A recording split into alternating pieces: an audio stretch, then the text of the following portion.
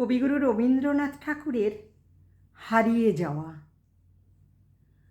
ছোট্ট আমার মেয়ে সঙ্গিনীদের ডাক শুনতে পেয়ে সিঁড়ি দিয়ে নিচের তলায় যাচ্ছিল সে নেমে।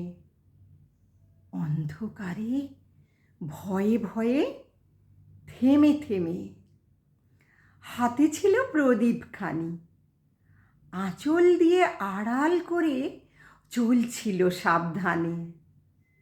আমি ছিলাম ছাতে, তারায় ভরা চৈত্র মাসের রাতে।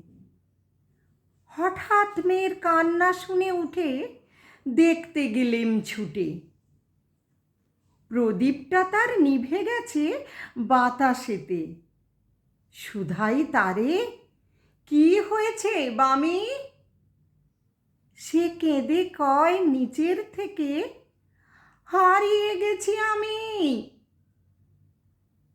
তারায় ভরা চৈত্র মাসের রাতে ফিরে গিয়ে ছাতে মনে হলো আকাশ পানে চেয়ে আমার বামির মতোই অমনি কে এক মেয়ে নীলাম্বরের আঁচলখানি ঘিরে দীপশিখাটি বাঁচিয়ে একা চলছে ধীরে ধীরে।